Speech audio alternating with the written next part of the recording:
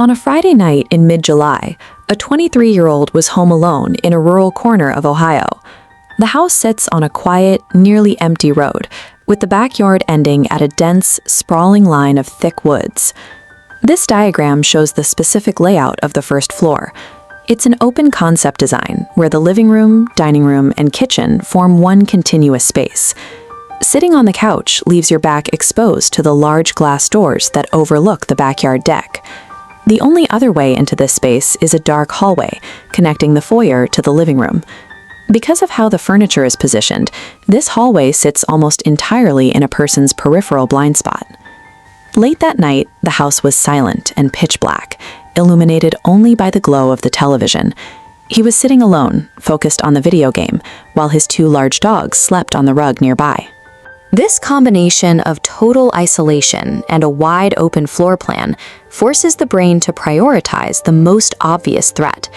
With a wall of glass at your back, every defensive instinct stays locked on the windows. At exactly 11:30 p.m., the dogs suddenly snapped to attention.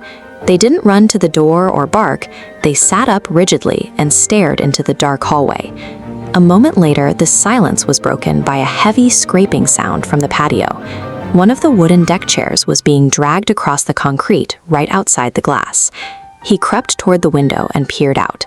A man with broad shoulders and medium-length hair was sitting in the chair, perfectly still, staring up at the house. In a deep voice, the stranger called out, claiming he was stuck and needed help. When the homeowner yelled at him to leave, the man didn't move. Instead, his shoulders began to bounce rhythmically. He wasn't shivering. He was laughing so hard that a faint, high-pitched wheezing sound was audible through the glass. A stranger laughing hysterically in the dark is a total psychological anchor. It demands your full attention, drawing every ounce of fear toward the backyard and away from the rest of the house. As he backed away to call for help, he noticed the dogs. They weren't looking at the man on the deck. They hadn't moved an inch, remaining fixated on the dark hallway with their ears pinned back. The dogs were growling at the interior of the house. The man on the porch was a decoy, and the real threat was already standing somewhere in the dark behind the living room. He didn't wait to see who was there. He grabbed the dogs by their collars and sprinted up the main staircase, desperate to get off the exposed first floor. He ran into his bedroom and scrambled into the closet, pulling the dogs in with him. He shoved himself behind a wall of hanging clothes and heavy storage boxes, disappearing into the shadows of the small space. Escaping a home invasion often depends on the few seconds it takes to realize the obvious threat is a misdirection. Once he saw the dog's reaction, the only option left was to abandon the room and hide. He sat in the stifling heat of the closet and silently dialed 911. He whispered his address to the operator and then went completely silent, listening to the house.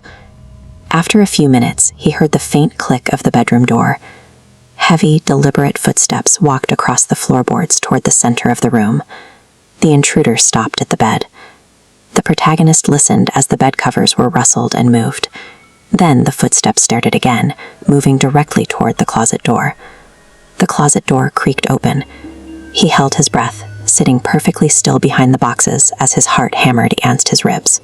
For 20 seconds, the intruder stood in the doorway, staring into the dark closet in total silence. When you are trapped in a small, dark space, your only defense is to become part of the room. He remained motionless, relying on the shadows and the boxes to keep him invisible. Eventually, the closet door clicked shut, and the footsteps retreated.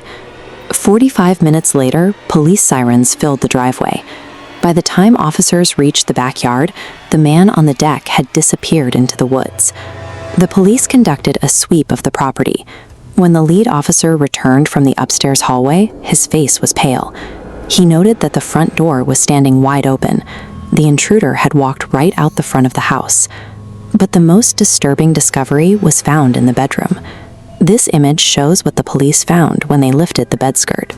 Tucked into the far corner was a nest made of stolen winter coats, surrounded by empty water bottles and food wrappers from the kitchen. The presence of the food wrappers and the makeshift bedding confirmed a terrifying timeline. This person had been living under the bed for several days before the man on the deck ever arrived. The terror of a home invasion usually focuses on the moment the perimeter is breached, but the reality here is much worse. The intruder was already home, hidden in the most intimate space in the house, waiting for the right moment to move.